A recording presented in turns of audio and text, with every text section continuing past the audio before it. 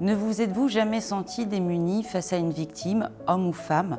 La découverte d'un corps, victime de violence, une confidence sur une emprise.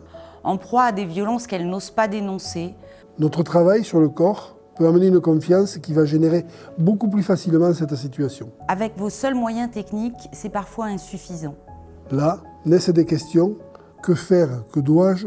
Que puis-je dire? Auxquelles ces journées vont tenter de répondre. Moi, ça m'est arrivé. Je suis avocat, mais je pourrais très bien être médecin, infirmier, kiné, pharmacien. Communiquer avec un tiers sans trahir le secret médical. Comment aider sans déroger à mes prérogatives, ma déontologie, mon éthique? Comment amener ce patient à signaler ses actes? Il faut travailler sur ces sujets-là parce que, par définition, il n'y en a pas. On travaille tous en tuyau d'orgue. Et la seule réponse à la violence et au travail que nous devons réaliser, c'est de tout simplement se parler. Tous les professionnels libéraux peuvent être tôt ou tard confrontés à ce problème. Comment accompagner efficacement une femme victime de violence ou un homme victime de harcèlement en milieu professionnel? À tout cela, ces journées pluriprofessionnelles tenteront d'apporter les réponses les plus claires possibles. Le système à la française de santé est ainsi fait qu'il y a un monde libéral et un tissu libéral important. Le médecin généraliste, l'infirmière.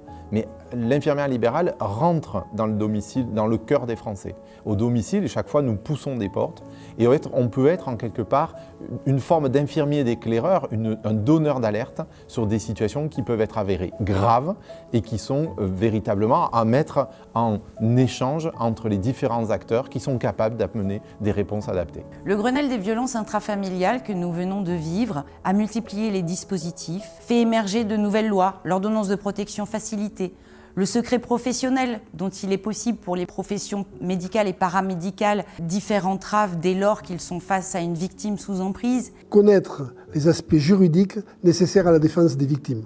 Mieux comprendre les mécanismes de la violence et du harcèlement. Et donc, se doter d'une compétence pluridisciplinaire et de mettre en place une politique d'accompagnement et de travail en réseau. Voilà en tout cas la pierre à l'édifice que notre profession peut tout à fait amener dans la mesure où il y aura un consensus organisationnel. 2 tables rondes, 10 ateliers avec des nouvelles techniques de formation, ludopédagogiques, jeux de rôle, tous encadrés par des professionnels de la formation. Un véritable forum pluriprofessionnel autour des violences et harcèlements en tout genre. Ce sera le fruit de l'expérience des uns et des autres, d'une co-construction lors d'ateliers que nous souhaitons riches. Ce qui est important pour nous, en tant qu'organisme de formation, est de soutenir l'ensemble des professionnels libéraux. Tout le monde est concerné par ce sujet, les professionnels libéraux réglementés comme les nouveaux métiers, ces professions indépendantes vont être là pour soutenir, accompagner et soigner ce public fragilisé. Nous sommes là en tant que sponsors pour vous soutenir et notamment par le biais de la formation, vous informer et vous former. La Confédération nationale des avocats est heureuse de vous convier à la Maison des professions libérales de Montpellier les 25 et 26 juin prochains. Chers consoeurs, chers confrères, nous comptons sur vous. Ne manquez pas ce rendez-vous. Inscrivez-vous. Inscrivez-vous et à très vite.